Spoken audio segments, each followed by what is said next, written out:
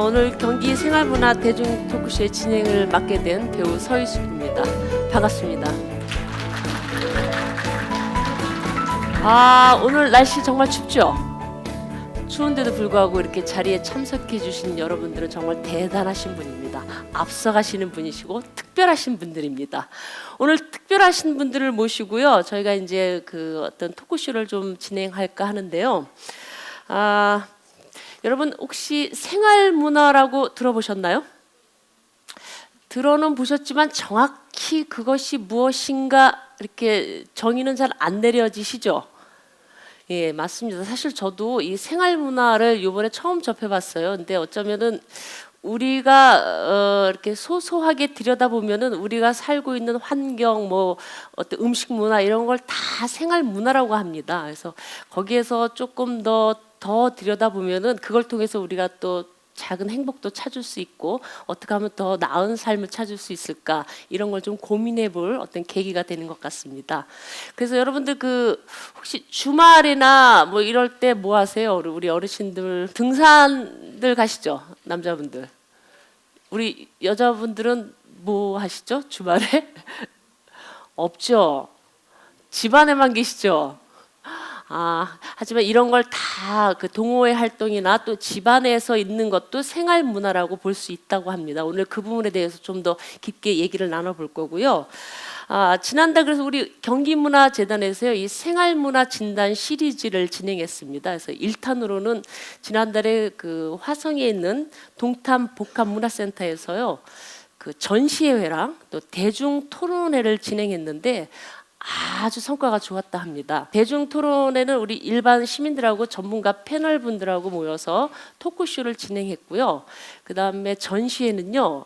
그 도시에서 어른들이 노는 법이라는 주제를 갖고 그 레고를 만들어서 전시회를 했답니다. 그래서 저는 깜짝 놀랐습니다. 무슨 남자분들이 거기 와서 뭐 레고를 만들어요? 그랬더니요. 동호회, 그 생활문화의 일원인 동호회 분들하고 같이 이제 협업해서 레고를 만들었는데 어마어마한 작품들이 나왔다고 합니다.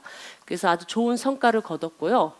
이번에 그 시리즈 2탄으로요. 삶의 공간 또 삶의 스타일이라는 주제를 가지고 오늘 이제 토크쇼도 하고 어떤 전문가분들하고 얘기도 나누고 그럴 거예요. 여러분 그 공간이요. 우리가 사는 공간이요. 생각을 바꾸게 만든답니다. 그다음에 우리의 생각을 또 지배도 한답니다. 그래서 그 삶의 공간이 우리의 스타일을 어떻게 만들어 왔고 또 어떻게 만들어 갈지 오늘 그 부분을 가지고 토론회를 개최할까 합니다. 오늘 대중 토크쇼는요 1부와 2부로 나누어집니다. 1부에서는 그 박철수 교수와 또 민달팽이 유니온 협동조합의 임소라 경영팀장님께서 이제 강연이 있으실 거고요. 그 다음에 좀 약간의 휴식을 갖고 또 2부에서도 한종은 커뮤니티 디자이너와 박할민 디자인 3디자인 선생님의 또 강연이 있을 겁니다. 그리고 강연이 끝나면은 또 소소제 공모전이 있었어요. 그 소소제 공모전에서 시상식을 하시고 또 약간 또 애프터 파티를 하고 귀가하시는 일정으로 오늘 진행이 될 겁니다. 그리고 오늘 강연 도중에요. 그 문자 Q&A 서비스가 있습니다. 이제 강연 도중에 궁금하신 거 있으면 이제 문자로 질문을 남겨주시면은 저희가 아주 성실하게 답변을 해드리겠습니다. 문자로 여기 013-3366-2252번에 질문을 이렇게 적어주시면 저희가 이제 수시로 그 질문에 대해서 바로바로 답해드릴 겁니다. 자, 그럼 이제 첫 번째 순서 진행하기에 앞서 이런 아주 멋있는 행사를 마련해 주신 우리 경기문화재단 조창희 이사님의 인사 말씀을 듣고 시작하도록 하겠습니다. 박수로 맞이해 주시죠.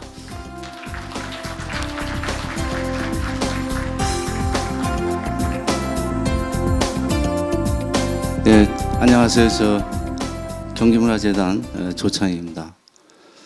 무대에 서는 걸 굉장히 어려워하기도 하고 좀 이렇게 쑥스럽기도 해서 저는 아래가 좋은데 여기 표시까지 해놨네요. 이렇게 쓰라고.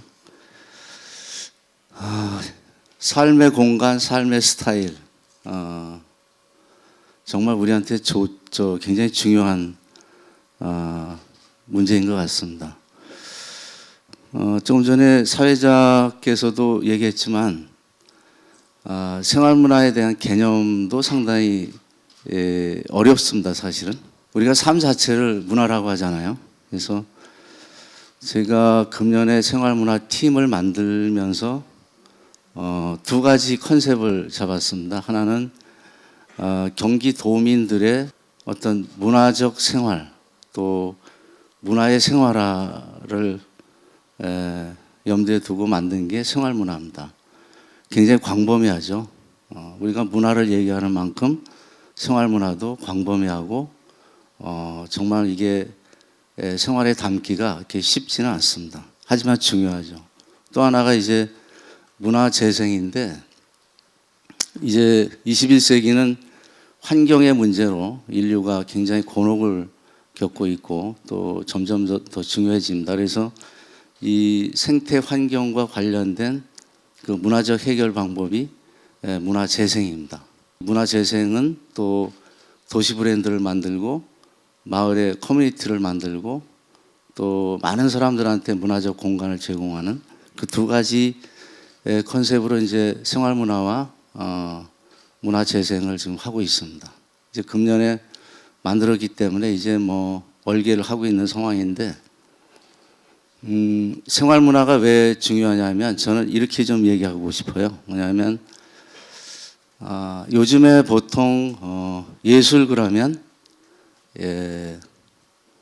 공급자 중심의 그런 정책을 해왔죠. 저는 그런 현장에 오랫동안 있었고, 근데 이 소비자 대상의, 그러니까 향유자 중심의 정책을 하더라도 그게 이 생산자 중심의 어떤 그런 정책을 하다 보면 그게 잘 전달이 안 돼요. 그래서 요즘 시대는 이제 프로시모라고 해서 여러분 모두가 생산자 역할을 해야 됩니다. 그래 우리 도민들 여러분들의 생활이 창조적 삶을 또 생활을 할 수 있는 거죠. 그래서 저는 이 생활 문화를 할 때 어디에 포커스를 두냐 하면 우리 삶 자체의 어떤 목표, 만족, 행복 이런 것들과 연결이 돼야 된다고 봅니다. 물질만 가지고는 사람이 행복해질 수 없기 때문에, 그래서 생활 문화란 그 표어를 걸고 저희가 이제 조직을 만들고 시작을 하고 있는데, 정말 여기에 대한 틀을 만들기도 정책을 펴기도 쉽지는 않습니다. 하지만 이게 잘 되면 정말 우리 경기문화재단이 경기도민을 위해서 진정으로 할 수 있는 일이 아닌가 그렇게 생각을 합니다. 오늘 여기에는 아마 동호회 대표도 오신 걸로 알고 있고, 또 이쪽 분야에 또 공부하시고 뭐 전문가 분들도 오신 걸로 알고 있습니다. 경기문화재단이 나름 경기도민을 위해서 이렇게 이제 큰 한 발짝을 내디뎠는데 많이 좀 도와주시고 협력을 해주셔서 경기도가 정말 이런 생활문화로 도민들이 행복하게 할 수 있는 그런 환경을 만들어 가는데 같이 힘써 주시길 좀 부탁을 드립니다. 고맙습니다.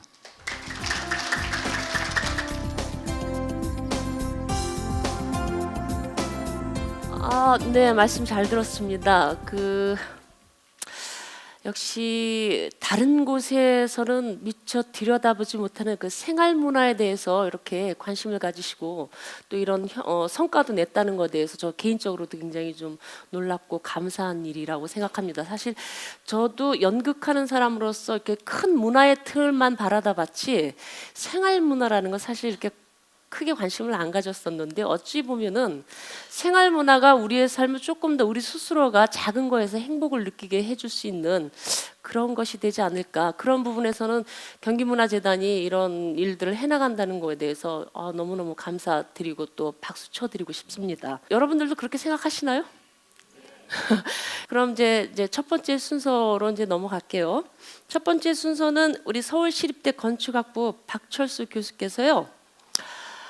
아파트 공화국, 참 우리나라하고 딱 맞죠? 아파트 공화국, 아파트 단지 공화국이란 주제를 갖고 강연해 주시겠습니다. 여러분 큰 박수로 맞이해 주세요.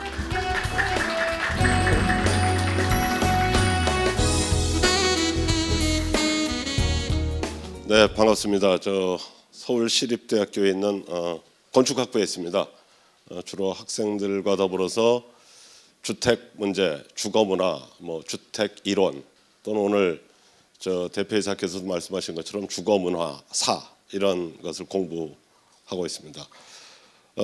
오늘 말씀드릴 내용은 앞에 보이는 것처럼 아파트 공화국이라고 물음표를 붙여놨고요. 그 밑에 붉은 색깔로 아파트 단지 공화국이라고 느낌표를 붙여놨습니다. 그러니까 아마 이 표제가 주는 느낌으로 미루어 짐작하실 수 있을 것인데요. 대부분 우리에게 무지무지하게 익숙한 것이 이제 아파트 공화국이라고 하는 용어입니다. 그런데 저는 조금 생각을 달리해서 대한민국이 아파트 공화국인가? 그렇지 않다. 아파트 단지 공화국이라고 부르는 게 훨씬 더 정확한 표현이고 아까 모두에서 말씀하신 여러분들의 생각들과 일치할 것 같다라는 생각을 담아서 준비했습니다. 아파트라고 불리는 것, 흔히 아파트 그러면 뭐 대한민국 사회를 이렇게 아주 가볍게 설명할 수 있는 것이기도 하죠. 지금은 국회에서 국회의원 보좌관을 하고 계시는 손낙구 선생이라는 분이 계세요. 손낙구 선생이 부동산 계급사회라고 하는 책을 쓰셨죠. 그리고 최근에는 얼마 전에 책을 보내주셨는데 중국어로 부동산 계급사회를 설명했어요. 그 책의 서문에 뭐라고 써있냐면 대한민국을 설명하는 열쇠는 부동산이다. 이 부동산이라고 하는 낱말 하나로 한국 사회 모두를 설명할 수 있다. 이렇게 표현하신 적이 있습니다. 또 이런 것들을 이제 사회학자들도 그런 표현이 많습니다. 서울대학교 환경대학원에 계시는 전상인이라고 하는 사회학자가 계시거든요. 그 사회학자는 뭐라고 쓰냐면 한국 사회는 평등 사회다 이렇게 부르세요. 일대의 평은 아파트의 평수를 얘기하는 거고요. 공평할 평자가 아니라 공평할 평자 앞에 흑토가 붙는 것이죠. 흑토변에. 그다음 뒤에 있는 등은 자녀의 학급 석차. 이 두 가지를 이제 설명하시죠. 대개 우리들이 그냥 일상에서 겪는 부부 또는 뭐 가족 간의 대화의 상당 부분이 그 두 가지 얘기죠. 어디로 이사 갈까? 어떻게 이사 갈까? 또는 어떤 유형의 집으로 이사 갈까? 또는 우리 큰아이는 몇 등 할까? 요즘 응답하라 1988 보시죠? 예, 저도 즐겨 보는데요. 제가 신혼 때 얘기였고 제가 신혼 때 상교동에서 살았습니다. 서울에. 그래서 바로 옆 동네이고 지난주에 나왔던 광산수퍼에 제 숙모께서 사십니다. 그 근처에. 그래서 뭐 이러저런 얘기로 느낌이 여러 가지가 있는데 거기도 늘 우리 사회를 설명하고 있죠. 하나는 반장아이, 성덕선의 친구인 반장아이의 우수한 성적과 그 친구가 앓고 있는 약간의 어려움. 그다음 또 한쪽은 성격 풍요롭고 덜렁거리되 무지하게 예쁘고 괜찮고 인간미가 무지하게 괜찮은데 998등짜리 딸 이런 것이잖아요. 아마 그런 것들이 우리들이 이제 TV 드라마를 보면서도 흔히 우리가 갖고 있는 내면의 말 못할 여러 가지 문제 이런 것들을 이제 대리만족시키고 그렇기 때문에 많은 분들이 이렇게 쳐다보시리라고 생각합니다. 마찬가지로 아까 전상희 교수님의 말씀도 평등 사회라고 불리는 것이나 손낙구 선생이 말씀하시는 부동산 계급사회라고 하는 것이 대한민국 국민 전체들에게 물질적 풍요 또는 물질적 다수라고 하는 게 알게 모르게 우리의 행복의 척도 이런 것에 이렇게 깊이 자리하고 있다 이런 뜻을 아마 얘기하는 것 같아요.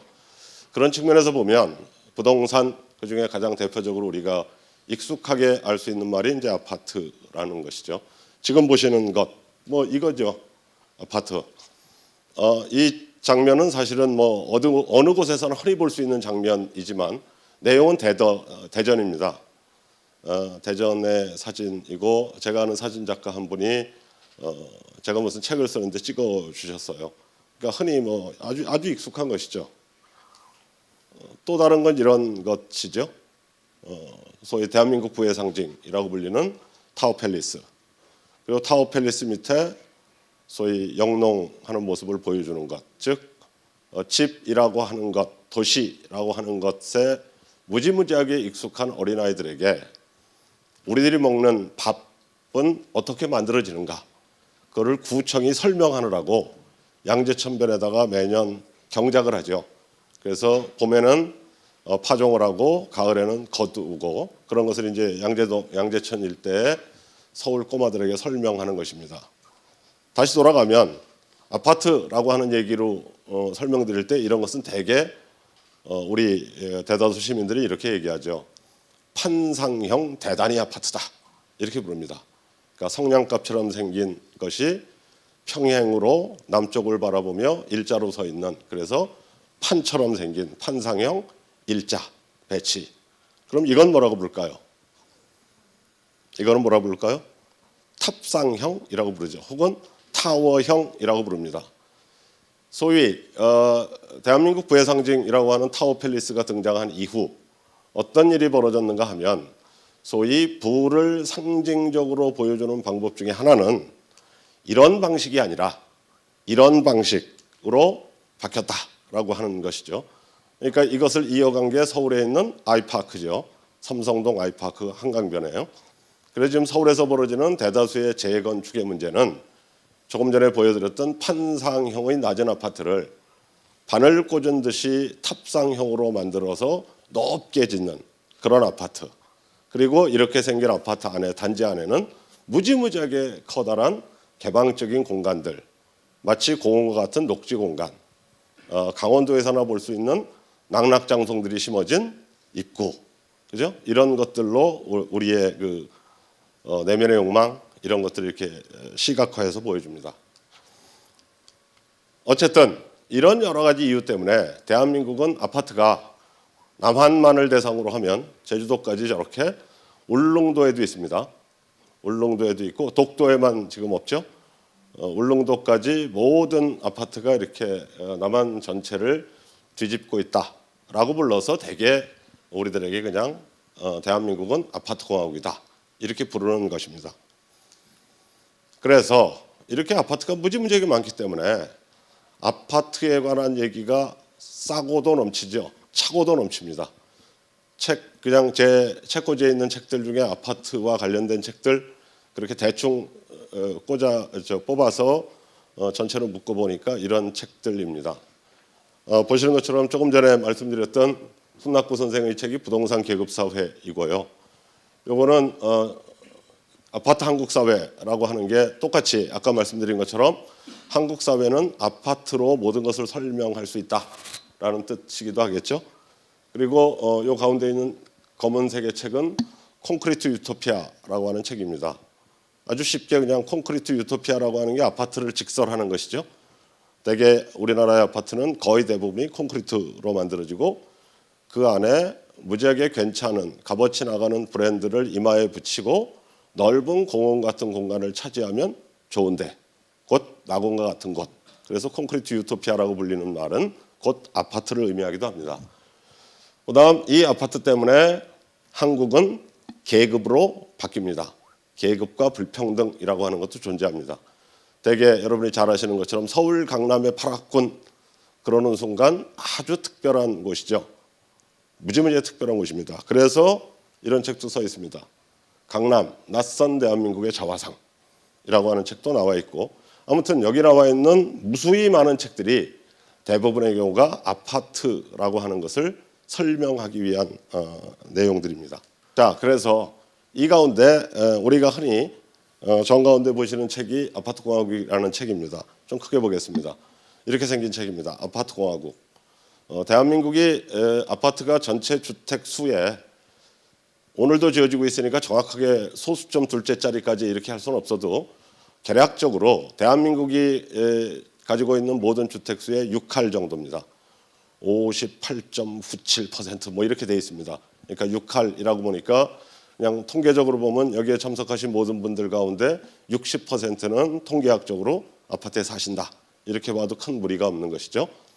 자, 이 아파트 공화국이라는 게 대한민국의 유행어가 된 까닭은 바로 이 책 때문입니다. 이 책은 자세히는 안 보이시겠지만 프랑스의 지리학자인 발레리 줄레조라고 하는 여성 지리학자십니다.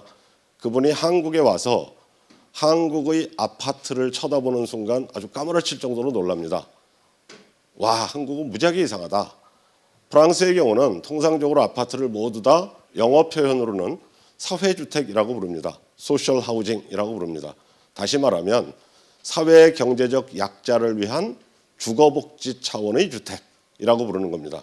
그러니까 당연하게도 경제계층으로 구분한다면 그리 부유하지 않은 분들이 필요에 따라서 국가의 재정적 복지적 지원을 받아서 들어가서 사는 주택. 이게 예를 들면 프랑스의 아파트인데 한국에 와서 보니까 한국은 강남 일대를 중심으로 아파트에 사는 사람이 대한민국의 상류층, 경제적 상위 계층을 차지하고 있다. 이건 무지하게 이상하다라고 하는 게 이 친구가 가졌던 의문입니다. 그래서 그거를 수년에 걸쳐서 열심히 공부합니다. 공부한 다음에 그 자기가 공부한 내용을 중심으로 박사 학위를 받게 되죠. 그 박사 학위 논문을 한국어로 번역 출판한 게 아파트공화국이라는 책입니다. 그리고 이 이후에 대한민국 사회는 공화국이라고 붙이는 내용이 일대 유행이 됐죠. 그러니까 소위 사회정의를 부르짖는 많은 분들은 한국 사회를 어떻게 부르나요? 부패공화국이라고 부릅니다. 또는 미국에 있는 많은 정치인들은 한국 사회를 사교육공화국이라고 부릅니다. 그죠? 그러니까 중고등학생들의 참고 문헌에 뭐예요? 수학공화국도 있고요. 물리공화국도 있습니다. 그럴 정도로 우리에게 아주 범용적이고 일상적인 용어라고 하는 것으로 돼 있다 이거죠. 근데 이런 것들이 무슨 의미가 있는가? 그래서 그게 아파트공화국이라고 하는 게 맞는가? 이렇게 보면 거꾸로 아파트가 많다고 해서 아파트공화국이라고 부르는 것은 옳지 않다라는 게 제 주장입니다. 그렇게 생각하면 싱가포르 같은 경우는 대한민국보다 어마어마한 아파트공화국이죠. 싱가포르는 전 국민의 88%가 우리나라로 치면 대한주택공사 아파트에 삽니다. 그럼 단 12%만이 다른 주택에 살거든요. 그런데 싱가포르 이렇게 외칠 때는 모두들 무역하기 좋은 국가, 뭐 영어가 공용어인 국가 이렇게 얘기하잖아요. 그래서 아파트가 많다는 것으로 한국 사회를 설명하는 것은 옳지 않다라고 하는 겁니다.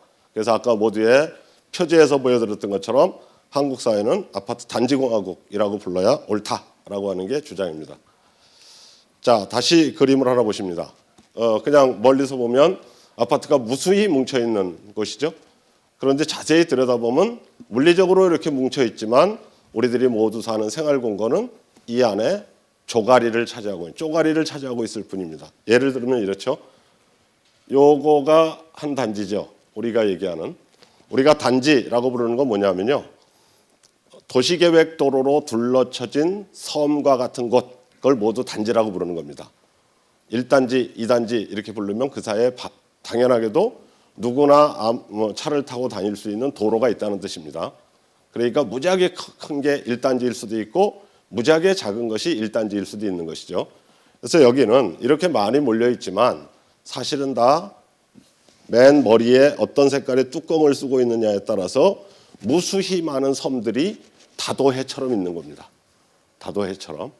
그렇기 때문에 이런 식의 생각, 우리나라의 아파트가 어떤 공간 구조를 갖고 만들어져 있는가라고 하는 것을 잘 들여다보아야 한국 사회를 읽을 수 있다라는 뜻입니다. 그리고 많은 주택들은 아파트가 되기를 학수고대하면서 이 상태로 계속 머물러 있는 것이죠. 이 상태로 계속 머물러 있습니다.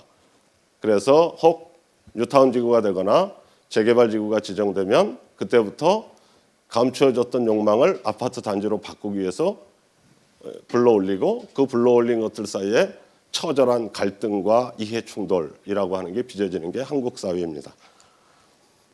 최근에 지어진 서울 은평 뉴타운의 경우입니다.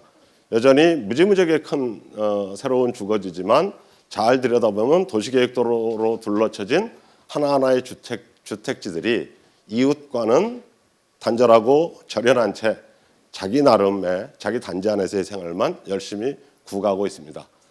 그리고 이렇게 생긴 많은 주택들을 보고 대한민국의 많은 사람들은 단조롭다라고 얘기를 합니다. 단조롭다. 자, 단조로운 게 형태일까라고 하는 의문도 가져야 됩니다. 진짜 우리가 단조롭다라고 하는 게 아파트가 바깥에서 보여지는 경관일까? 경관이 단조롭다라고 하는 게 정부 관료들의 일반적인 입장입니다. 그래서 매일 찾아다닙니다. 야, 이렇게 하면 무지하게 다이나믹하지 않아? 다르지 않아? 이건 덴마크의 코펜하겐에 있는 주택입니다. 근데 형태만 이렇게 열심히 아 이런 거 괜찮을 거야 이렇게 얘기하지 이게 무엇이다라고 얘기는 잘 안 합니다. 역시 우리나라로 치면 장기 임대 아파트입니다. 마찬가지입니다. 네덜란드의 암스테르담에 있는 보저코 하우징이라고 하는 뭐 드라마틱하게 보이는 아파트입니다. 이건 뭘까요? 노인 임대주택입니다. 역시 이거는 스웨덴의 말메라고 하는 곳에 있는 아파트입니다. 해변에 있고 무지하게 경관이 수려하죠. 역시 소셜 하우징입니다. 그러니까 우리나라는 어떠냐 하면 내용의 여러 가지 분석이나 성찰보다는 칠해, 거칠에 관한 문제들 이런 것들이 훨씬 더 중시되어 있다는 뜻이고 오늘 이 자리에 오신 모든 분들도 대한민국이 아파트 공화국일까 그럴 때 오히려 아파트 단지 공화국이라고 쳐다보시는 게 훨씬 더 좋겠다는 뜻입니다. 자, 우선 아파트 단지와 그렇지 않은 곳을 극명하게 드러내는 항공사진이 하나 있습니다. 잠실 석촌호수 일대를 중심으로 한강변은 소위 잠실 1, 2, 3, 4, 5단지가 이렇게 있죠. 여기는 잠실 시형 아파트가 있었던 곳이죠. 지금은 서울특별시에서 제일 큰 아파트 단지입니다. 이거 한 단지입니다. 잠실 파크리오라고. 그리고 요 밑에가 소위 삼전동 다세대 다가구 밀집 지역입니다. 하늘에서 보면 이렇게 생겼습니다. 뭐가 차이가 있을까요? 잘 들여다보시면 이 단지 전체는 잠실 5단지입니다. 번지수 하나입니다. 하나. 모든 아파트 단지는 그 아파트 단지 안에 2,000세대가 있건 3,000세대가 있건 주소지로는 하나죠. 그런데 이 밑에 같은 크기 정도의 이런 걸 보면 주소지를 이루 헤아릴 수 없을 정도로 많겠죠.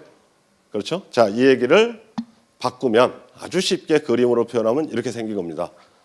아파트 단지는 점선으로 되어 있는 건 담장입니다. 담장으로 둘러쳐진 곳 안에 요즘에는 주출입구, 부출입구라는 용어도 촌스럽다고 안 쓰죠?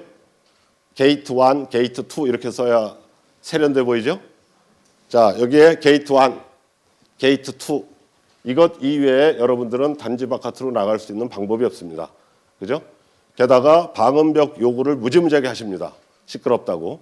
그래서 점점 여러분의 주거지는 성체가 됩니다. 그죠? 그래서 구멍이 2개 뚫린 것. 그리고 아까 보셨던 삼전동 같은 경우는 그런 것 없는 곳이죠.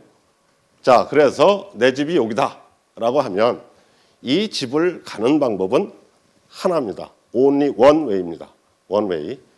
여기서 들어오셔서 이렇게 가셔서 이 지나치시는 순간 집에 돌아갈 방법이 없습니다. 그죠? 그러니까 다시 일로 가셔서 일로 못 들어가고 일로 가서 끄트머리 가서 소위 같은 라인에 엘리베이터를 타지 않으면 못 가는 거죠. 옆 라인을 탔다 그러면 바로 옆집이지만 못 가게 돼 있죠. 그래서 우리가 이것은 원웨이 시스템이라고 부릅니다. 자, 단독주택은 어떻게 되어 있나요? 집이 어디다, 여기다. 그러면 갈 수 있는 방법은 이루 헤아릴 수 없을 정도로 많죠. 그러면 우리가 흔히 얘기하는 아파트 이런 얘기에 공간이 갖고 있는 공간 조직의 차이는 이렇게 생긴 것과 즉 원웨이 길만 다니는 것과 무지하게 다양한 경로가 주어져 있는 두 가지로 구분해 볼 수 있는 것입니다. 자, 경로가 복잡하거나 경로가 단순한 것은 무슨 차이가 있을까요? 궁극적으로 다른 사람이 살고 있는 풍경이나 모습을 경험할 기회가 왼쪽은 거의 봉쇄당하는 것이고요. 오른쪽은 무지하게 다양하게 펼쳐지는 것입니다.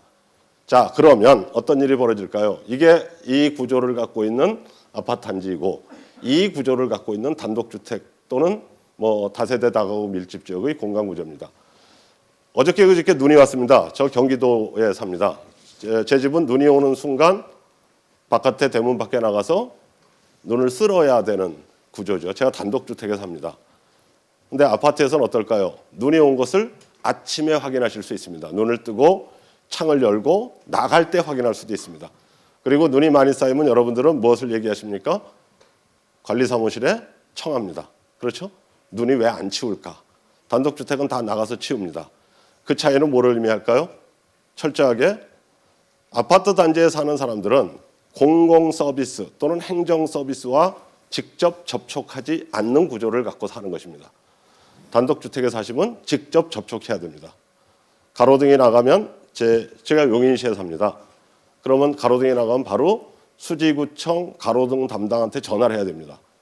5-2번이 꺼졌다. 그럼 그날 저녁에 가서 고쳐주십니다.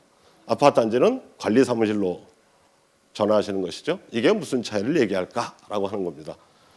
자, 아파트 단지는 지속적으로 이렇게 높은 방음벽, 이건 판교입니다. 판교. 여러분 판교 현대백화점 앞입니다.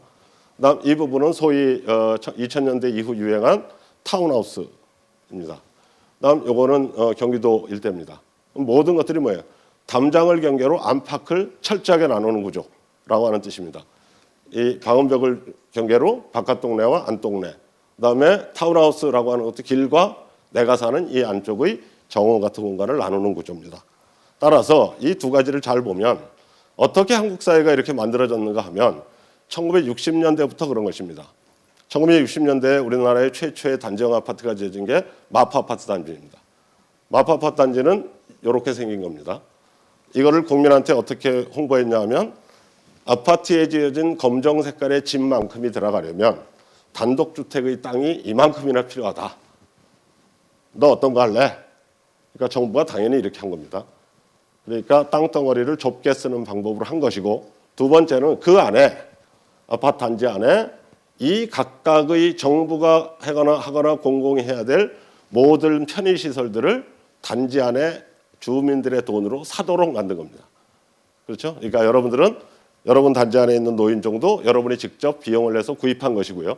제가 사는 동네의 노인정은 용인시가 자기 돈으로 한 거죠. 그러니까 그런 차이가 있다. 이런 걸 알아두셨으면 좋겠습니다. 원래는 이랬습니다. 우리나라의 모든 주택지가 같은 시기에. 그런데 아까 보셨다시피 이런 걸로 바뀌고 그 이후에 1960년대부터 50여 년 동안 우리는 단지를 계속 얘기해 왔습니다. 단지는 왼쪽에 보시는 것처럼 이렇게 생긴 겁니다. 도시계획도로로 둘러쳐지고 가운데 여러분이 일상생활에 필요한 모든 시설들을 집중시킨 다음 철저하게 외곽과 구분하는 것입니다. 구분하는 것. 자, 이 방법으로 만들어져서 우리가 지금 낙원과 같이 편안한 생활을 누리고 있는 것이죠. 자, 그래서 결국 우리 사회가 우리 삶이라는 것을 또는 더불어 산다라고 하는 철학, 가치 이런 걸 추구하려면 어떻게 해야 되는가? 우리가 익숙하게 알고 있는 단지라고 하는 것을 해체시키지 않으면 철저하게 다도해처럼 생긴 섬들 사이에 서로 차별하고 배제하고 멀리 두고 이렇게 하는 갈등이 지속된다는 것입니다. 그래서 소위 말해서 아파트 그러면 그냥 아파트의 양이 많다 이렇게 여기기보다는 아파트 단지가 갖고 있는 공간 구조에 대해서 조금 더 신경 쓰셔야 된다 이런 뜻입니다. 아주 철학적으로는 이렇게 얘기할 수 있습니다. 민주주의 얘기까지 갈 수 있습니다. 아파트 단지 안에 있는 모든 분들이 예를 들면 투표라고 하는 것은 자기가 갖고 있는 일상의 불만을 관리사무소에 얘기했다라고 하는 것은 자기가 갖고 있는 생각을 용인시청에 얘기 안 한 겁니다. 그렇죠? 바로 이런 점들 때문에 소위 아파트에서 자라난 젊은 세대들, 아파트 키즈라고 부르는 많은 사람들의 투표율 역시 민주주의의 진전이나 성찰을 위해서 장애가 된다라고 하는 게 또 일부 사회학자들의 의견이기도 합니다.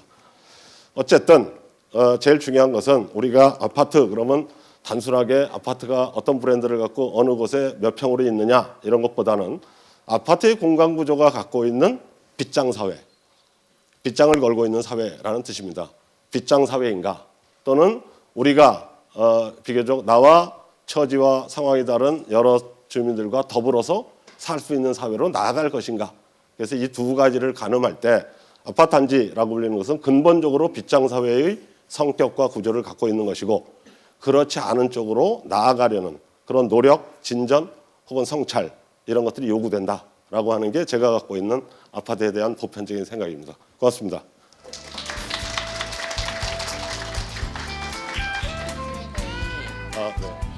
네. 어떠세요? 잘 들으셨습니까? 많이 공감되십니까? 저도요. 되게 많이 공감됐습니다. 처음에 그러니까 들으면서 당연히 아파트 문제가 있다는 건 알지만 저희가 인식하는 건 그거잖아요. 이 좁은 땅덩어리에서 인구는 늘어나고 당연히 그 선택밖에 할 수 없겠다라는 생각을 갖고 있었는데 결론은 빗장 사회에서 열린 사회로 가고자 하는 어떤 그런 이야기였던 것 같습니다. 일단 좀 질문을 좀 받고요. 질문을 좀 확인하고 우리 선생님께 답을 듣는 형식으로 갖겠습니다. 질문이 들어온 게 있나요? 자, 여기 보면은 아파트 공화국이 되었는데 도시는 어떤 변화가 필요하다고 생각하시나요? 교수님, 이 질문 중에서 네. 답해 주실 거 한번 뭐 하나 있고 두 번째, 세 번째가 있습니다. 네, 저 앞에 얘기는 제가 끝머리에 말씀드린 것 같습니다. 예를 들면 어떻게 하면 단지라고 하는 것을 조금 더 유려하게 헤쳐나갈까. 그런데 아파트 단지에 저도 25년 살았었습니다. 아파트 단지가 갖고 있는 장점 많죠.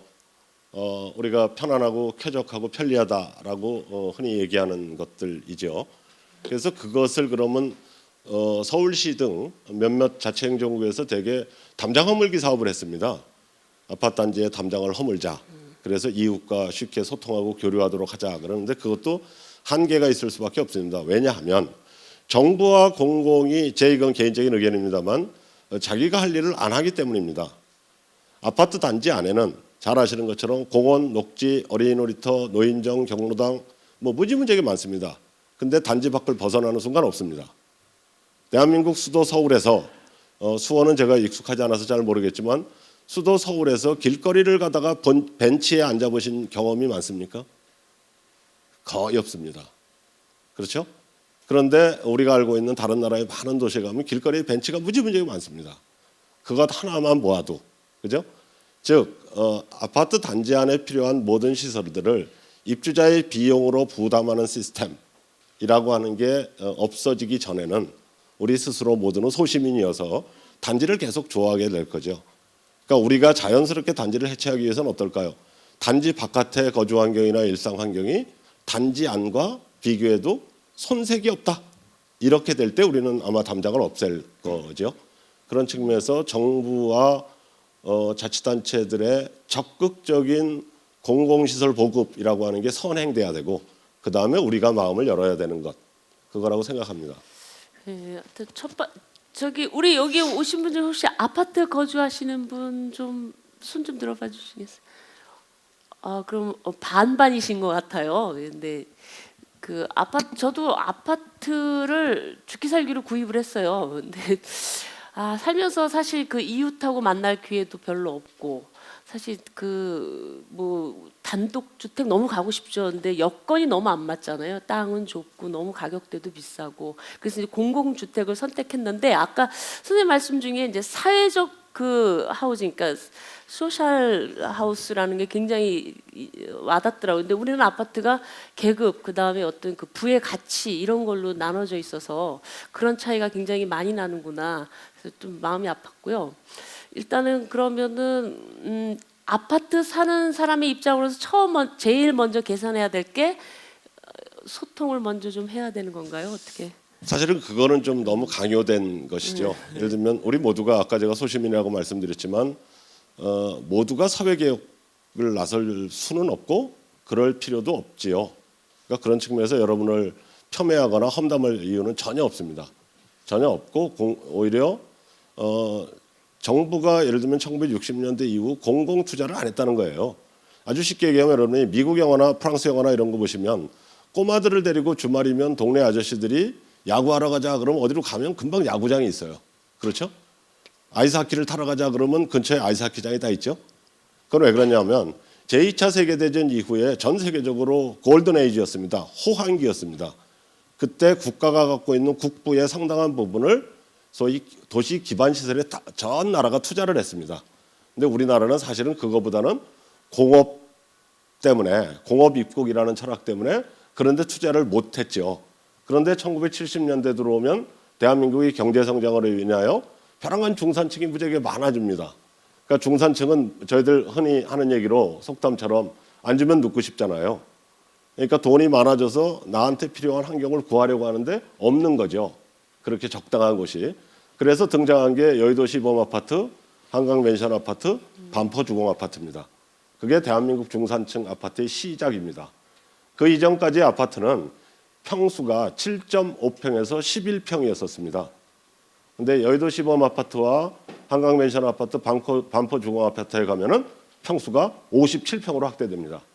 그러니까 기존에 우리가 공급하던 아파트 평수의 8배가 되거든요. 그러면서 그들이 갖고 주머니 속의 돈을 이용해서 그들이 필요한 여러 가지 시설물과 공간을 스스로 구입하도록 만든 것. 그게 예를 들면 한국 사회이기 때문에 역으로 이제 적절한 경제적 또는 국부가 있다면 정부가 오히려 이제는 일반 시민들을 위한 보편적인 거주 환경의 퀄리티를 높이는 방법으로 적극 나아가야 된다라고 하는 게 궁극적인 해결이라고 생각합니다.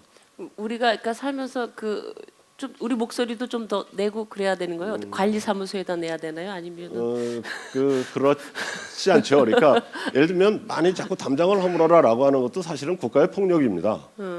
담장을 허물라라고 하는 것은 내 스스로 안위가 보장될 때 허무는 것이죠. 흔히 우리가 산동네 또는 달동네 분들은 다 문 열고 산다라고 하는 게 무지하게 좋은 상황인 것 같지만 사실은 뭐예요?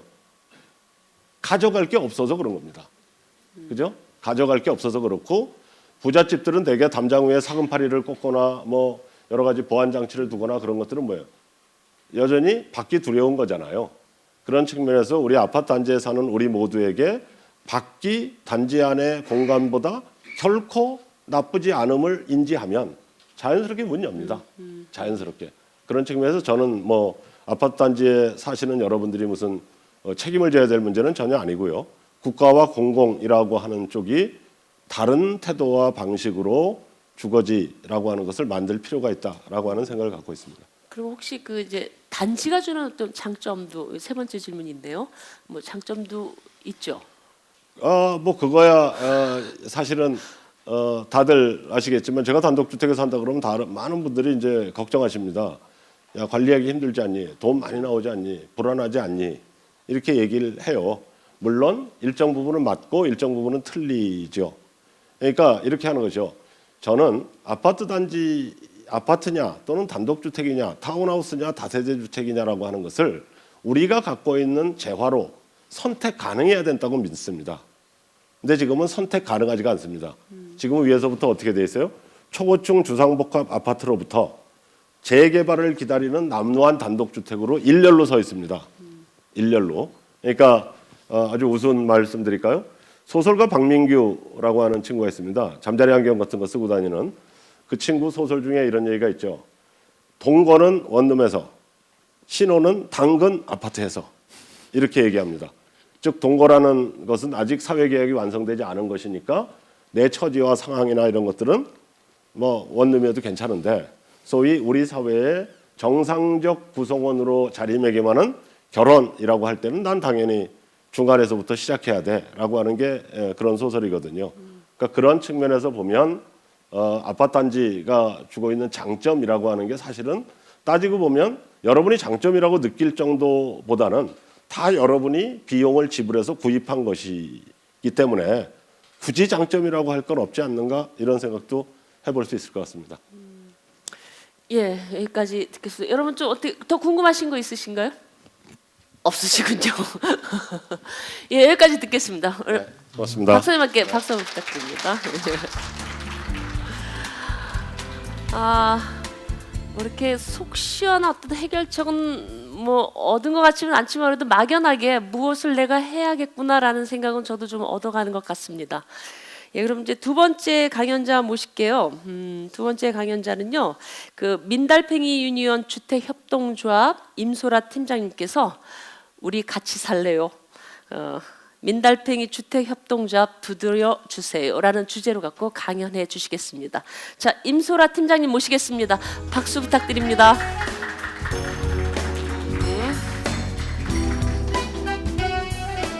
네, 안녕하세요. 저는 민달팽이 주택협동조합에서 일하고 있는 임소라라고 하고요. 사실 저희가 집을 이제 청년들한테 지금 열린사회, 빗장사회 말씀을 해주셨는데 교수님이 실제로 청년들이 많이 고립되어서 살고 있잖아요. 그런 청년들이 좀 열려서 공동체로 살아가 보자 하면서 이제 같이 활동을 하면서 살아가고 있는 단체고요. 민달팽이 유니온과 민달팽이 주택협동조합이라는 두 단체를 같이 운영을 하고 있어요. 그래서 아마 조금 헷갈리실 것 같아서요. 제가 조금 단체 소개 드리고 어떤 것들을 하고 있는지 말씀드릴 수 있을 것 같습니다. 예, 저희는 민달팽이 유니온이라고 이제 대학교에서 기숙사 수용률에 대한 문제 제기로 처음에 시작을 했습니다. 그러다가 이제 대학교 내에 문제가 아니다. 이거는 서울 전역에 있는 청년들이 불합리하고 좋지 않은 환경에서 살고 있다고 생각하고요.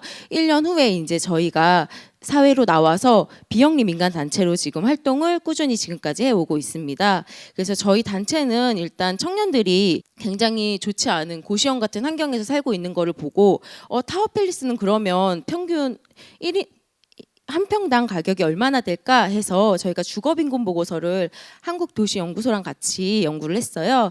그래가지고 봤더니 실제로 고시원이 더 많은 비용을 지불하는 걸 알게 됐습니다.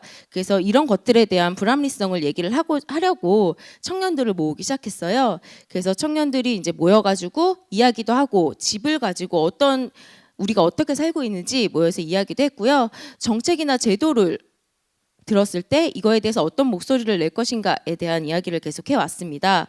그리고 새로운 방식들에 대한 원룸 관리비라던가 혹은 저희가 이제 주거 상담소와 같은 그런 새로운 대안들을 제시하면서 활동을 계속 해왔는데요. 이제 아무래도 정책이나 제도는 사실 쉽지가 않아요. 보통 뭐 저희가 한 번 얘기했던 게 거의 5년에 걸쳐서 작게 이루어진 것도 있고요. 그러다 보니까 실질적인 이제 공급을 한번 해보면 어떨까라는 이야기에서 저희가 집을 공급하기로 한번 이야기를 해보았습니다. 그래서 그동안 개개인이 혼자 개개인이 풀어야 되는 개개인의 문제였던 집을 함께 한번 이야기해볼까라는 아이디어로 저희가 시작을 했고요. 실제로 청년들이 많은 이제 월세를 지불을 하고 있죠. 근데 그 월세들을 집주인분에게 이렇게 개개인이 내는 휘발성이 있는 돈이 아니라 어떤 주택에 모은다면 그 주택이 언젠가는 청년들을 위한 한 주택으로 남지 않을까 해서 시작해가지고 저희가 민달팽이 주택협동조합을 창립하게 되었습니다. 네, 그래가지고 저희가 2014년 3월에 처음 창립 총회를 했고요. 사실 이때만 해도 어떤 실질적인 집이 있지는 않았어요. 집을 공급하고 싶어서 일단 저희 가치에 동의하는 친구들을 모아서 약 100여 명이 출자를 해가지고 창립 총회를 했고 이후에 이제 집을 실제로 공급해가지고 2015년 3월에 창립 총회까지 진행을 했습니다. 저희 지금 민달팽이 유니온 회원은 약 500명 정도 되고요. 그 중에서 이제 집에 들어가고 싶어요라고 하는 친구들은 약 175명 정도가 조합원으로 있습니다. 그래서 저희가 지금 어떤 주택 관리를 계속 해 오면서 또 서울시에서 용역을 받기도 하고 관리 용역을 받기도 하는데요. 또 다른 이제 사업을 확장할 수 있는 그런 기회로 연결되고 있습니다.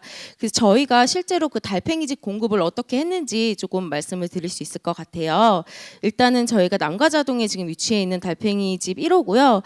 총 2세대예요. 그래서 5명에게 공급을 했고 시세 대비해서 약 70% 정도 로 공급을 했습니다. 2인 1실도 있고 1인 1실도 있습니다. 그래서 이거는 지금 저희가 조합원들이 출자를 해서 보증금을 마련을 했고요. 이제 조합원들이 처음 어떤 가능성을 엿보게 되었던 사례였습니다. 그러다가 이제 건물을 통째로 한번 임대를 해볼까 해서 달팽이집 2호를 공급하게 되었고요. 저희가 마찬가지로 조합원들의 출자금 1억 8천만 원 그리고 사회투자기금이라는 곳에서 저희가 융자를 받아가지고요. 5억 해가지고 저희한테는 민과 간의 첫 협력 사례로 이제 남아있는 사례입니다. 현재 지금 4세대에 13명이 지금 살고 있고요. 시세 대비 여기도 한 70% 정도로 공급을 했습니다. 그래서 굉장히 이제 저렴한 주택인데 비해서 예쁘고 청결하고 쾌적한 주택에서 친구들이 살고 있습니다. 예, 그리고 저희가 최근에 이제 달팽이집 3호를 공급을 했는데요.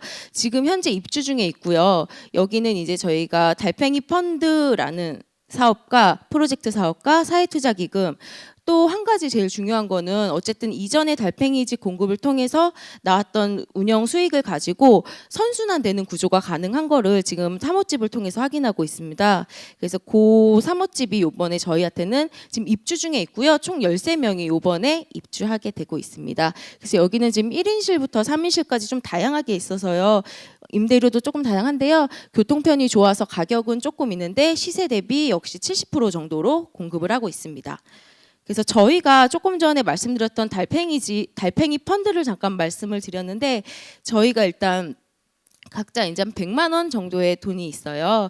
있으면 그 돈을 통장에 두지 말고 저희한테 2.5%씩 한번 모아줘 볼래? 그럼 우리가 3년 후에 2.5%의 이자 돌려줄게 라고 해서 달팽이 펀드를 진행을 했었어요. 근데 저희가 이걸 통해 조금 확인할 수 있었던 게 실제로 청년들이 저희한테 얼굴도 보지 않은 청년이 100만 원 그냥 먼저 입금부터 하기도 하고, 또 어떤 청년은 너무 하고 싶은데 100만 원이 너무 크니까 친구들을 한 10명, 10명 모아가지고 한 단체로 또 이렇게 펀드에 참여하기도 해서 저희가 1억 원을 원래 목표로 했다가 1억 9천만 원 정도로 모금을 마감했습니다. 그래서 이게 좋은 마중물이 돼서 저희한테는 이거를 통해서 지금 사모집을 또 공급을 할 수 있었고요. 이 달팽이 펀드 3년 후에 이제 이자와 원금 상환을 위해서 또 누적을 하고 있습니다.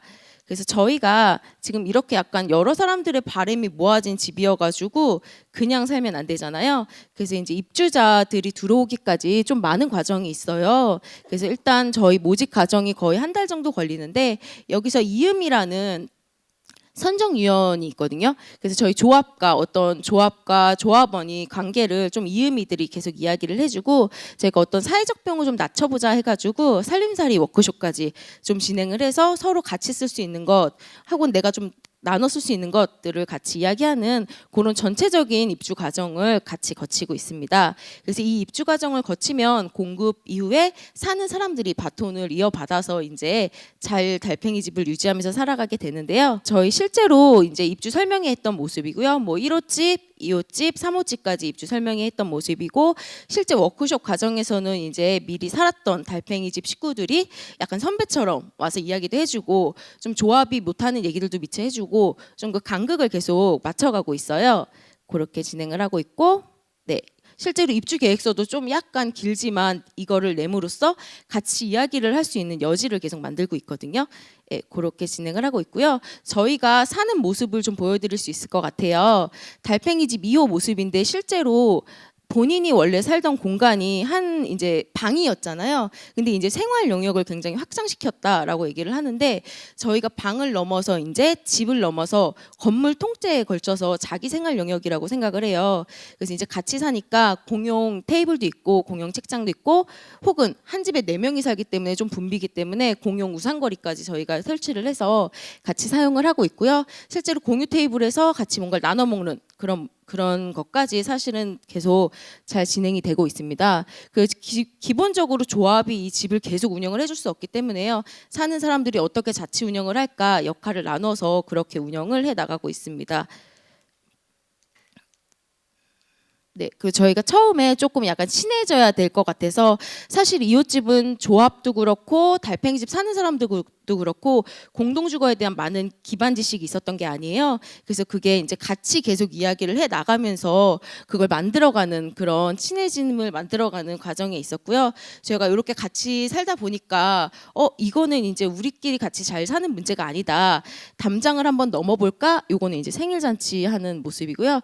같이 한번 담장을 넘어가 보자라는 이야기를 해서 저희가 마을 사업을 했어요. 그래서 이제 평상을 좀 만들어서 아이들 와서 놀아라, 혹은 이웃 주민들 이렇게 앉아서 책도 보세요. 그럼 이제 할아버지 할머니들 이제 오셔서 여기 식혜도 드시고 계시고 이러거든요. 그래서 저희도 처음에는 이웃과 친해지기 되게 어려웠는데 이 평상 사업을 통해서 조금 가까워졌던 그런 계기가 있고요. 현재도 아이들이 와서 마치 동네 놀이터처럼 그렇게 이용을 하고 있습니다. 그래서 저희가 마을 사업도 하고 또 과일청도 만들어서 이웃을 초대했어요. 그래서 같이 식사도 하면서 저희가 하려고 하는 것들, 저희가 너무 시끄럽지 않나요? 라고 여쭤보기도 하고 조금 좋은 관계를 트이기 시작을 했습니다. 요거는 이제 얼마 전에 저희가 사실 처음에 시작했던 게 청년들도 얼마든지 개인이 아니라 같이 잘 살 수 있는 모습을 보여주자 했던 거고, 어떻게 보면 이제 어느 정도 그 목적이 달성했던 건데요. 시장님께서 이제 실국장님들을 모시고 달팽이 집에 오셔가지고 공동체로 사는 것이 실제로 개개인에게 어떤 긍정적인 영향을 끼치는지 보시고 많이 이제 이런 사업을 육성해야 된다 뭐 이렇게 하시고 가셨는데요. 저희한테도 되게 큰 의미로 남아 있고 앞으로 이 사례를 계속 연결을 해야 된다라고 이야기하고 있습니다. 그래서 제가 조금 전에 사모집도 이제 공급을 하고 있다고 했는데요. 실제로 사모집은 리모델링을 해야 했어요. 근데 리모델링을 해야 되는데 저희가 거의 경험이 없어가지고 이걸 어떡하지 했는데, 저희한테 있는 거는 이제 조합원이라는 힘이 있잖아요. 그래서 이제 프로그램을 조합원 참여 프로그램을 같이 진행을 했어요. 그래서 3일 공식적으로는 3일에 걸쳐서 약 40명 되는 조합원이 이제 뭐 짧게는 뭐 한두 시간, 길게는 3일 내내 이렇게 왔다 갔다 하면서 같이 리모델링 작업을 했던 모습입니다. 사실 다 초보예요. 할 줄 아는 게 없는데 저희가 이제 페인트 선생님들 모시고 이제 이렇게 해서 각자 뭐 페인트도 한번 칠해보고 도배는 좀 맡기고 전문적인 것들은 뭐 조명 공사도 좀 해보면서 이렇게 조금 40여 명의 경험들을 계속 축적해가는 그런 과정에 있습니다. 그래서 이제 계속 이렇게 3일간 뭐 공식적으로 40여 명이 이제 나왔다라는 계량적 사실 수치가 있는데요. 저희가 지금 평가하기로는 이런 계량적 수치가 중요한 게 아니라 실질적으로 아직 돈을 얼마나 줄였는지는 모르겠어요. 비용적으로. 근데 그것보다 이 40여 명한테 어떤 공통의 경험이 남았는가가 저희한테는 굉장히 큰 자산으로 지금 남은 것 같다고 평가되고 있습니다. 그래서 오늘 이후로 해가지고 이제 내일도 아마 저희 이제 입주자들이랑 같이 그 집을 이제 다시 한번 정돈하기로 했거든요. 그래서 모든 조합원이 사실은 달팽이 집을 운영하고 관리하고 유지하는데 같은 목소리를 내고 같은 힘을 보태는 그렇게 활동을 하고 있습니다. 일단은 뭔가 불편하더라도 같이 뭔가 풀어갈 수 있다는 신뢰가 있고 서로에게.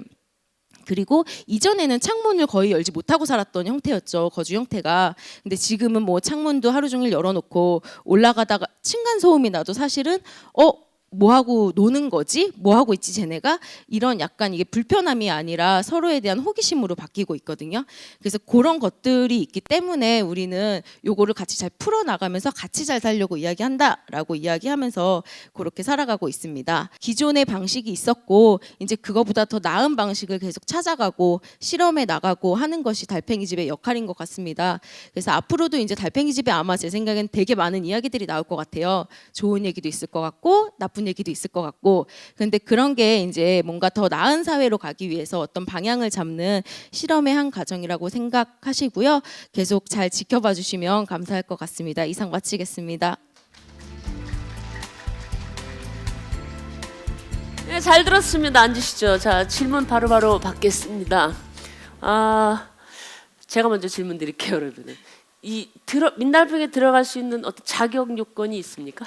저희는 일단 집에 들어가기 위해서는 만 39세 이하 청년이면 되고요. 이하. 예. 네, 저희가 이제 조합원은 출자를 해야 돼요. 근데 한 구자에 5만 원이거든요. 근데 집에 들어가기 위해서는 6구자 이상 출자를 하면 됩니다. 그 정도의 돈을 내고 이렇게 네. 신청을 해서 아까 아파트 키즈들이 거기 들어가서 공동 생활을 하면은 조금 더 소통하는 데 도움이 되지 않을까라는 문득 그런 생각이 들었고요. 이게 서울에서만 행해지는 겁니까? 경기도에도 이런 게 있나요? 현재 지금 민달팽이에서는 서울에만 있고요. 근데 저희가 얼마 전까지도 사실 그렇게 많은 단체들이 없었는데 최근에는 이제 각 지역에서도 뭐 저렴한 주거 이게 아니라 약간 공동체성을 이제 필요시하는 친구들이 많이 생겨서요. 지역적으로도 많이 생기고 있는 걸로 알고 있습니다. 자, 질문이 들어왔네요. 일단 이 질문 하기 전에 제가 개인적으로 저는 처음에 연극을 여기 수원에서 시작을 했어요. 그런데 집이 없어가지고 정말 고생했던 생각이 드는데 그때 만약에 이런 민달팽이를 알았더라면은 제가 조금 더 이렇게 편안하게 연극을 해서 수원에다 터를 잡았지 않았을까. 사실 청년들이 사회생활할 때 가장 걱정되는 게 그 집이더라고요. 근데 요즘은 이제 고시원 같은 거가 있는데 그게 생각보다 뭐 좋은 것도 있지만은 이게 혼자서 너무 또 안쓰럽고 어쨌든 그런 생각이 좀 들었습니다. 자, 질문 한번 경쟁률이 어느 정도인가요? 저희가 초반 경쟁률은 굉장히 높아요. 막 이제 초반에는 뭐 2대1, 3대1 이렇게도 되는데요. 그런데 이제 저희가 아까 말씀드렸듯이 좀 과정이 있잖아요. 근데 과정에서 이제 개인의 얘기도 하고 좀 이런 서로 이해도를 높이는 그런 시간을 갖다 보니까 이제 하다가 전 준비를 더 해야 될 것 같습니다. 약간 부담을 느끼시기도 하고요. 그래서 이제 막상 최종 경쟁률 갔을 때는 사실은 거의 뭐 1.2대1 뭐 이 정도 되는 것 같습니다. 그러니까 뭐 직업은 다 상관이 없는 거죠. 뭐 학생 뭐 다. 네, 상관은 없고요. 근데 대부분 말씀하신 대로 사회초년생들이 사실은 받을 수 있는 뭐 제도적 정책적이 많지 않아요. 그 되게 비싼 보증금을 부담을 해야 되고 너무 비싸요. 그래서 실제로 지방에서 올라오는 사회초년생 뭐 집을 찾던 사회초년생들이 많이 입주하는 편입니다. 네.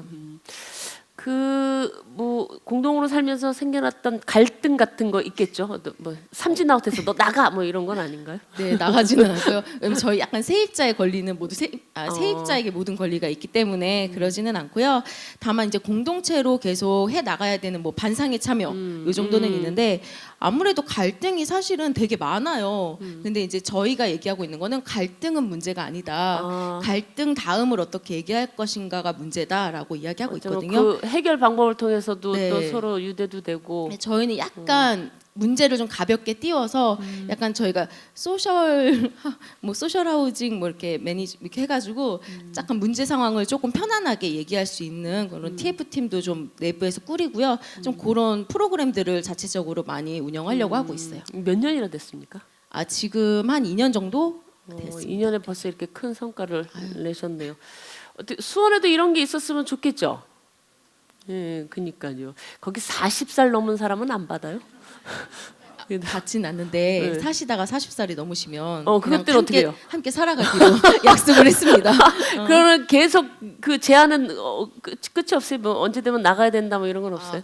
저희가 기본적으로 그러지는 않고요. 네. 근데 이제 저희는 이제 어쨌든 지금은 1인 세대 1가구예요. 1인 가구. 근데 이제 지금 친구들끼리는 우리가 여기서 결혼을 하면 또 네. 다른 달팽이 집을 만들 수 있지 않을까? 아. 신혼부부를 위한 혹은 또 뭐 중년을 위한 실버한 이렇게 해서 그러니까 농담처럼 얘기를 하는데 조금 진지하게 그런 공동 주거를 계속 삶의 전반에 걸쳐서 의논은 하고 이거를 있어요. 영리 사업으로도 바라볼 수 있는 거예요? 뭐 수익을 낼 수 있는 거예요? 저희가 기본적으로 집을 갖다가 돈을 버는 수단이 아니라 그쵸. 조금 이제 맞아. 말씀하시는 오늘 그 얘기하는 건데 제가 엉뚱한 질문했습니다. 살기 위한 약간 삶의 공간, 내 삶에 도움이 되는 그런 공간으로 꾸미려고 지금 하고 있어서 아마 영리 사업으로 할 것 같지는 않습니다. 예, 그럼 오늘 여기까지 듣기로 하겠습니다. 앞으로 우리 민달팽이 사업이 잘 될 수 있도록 좀 격려 박수 부탁드리겠습니다. 예.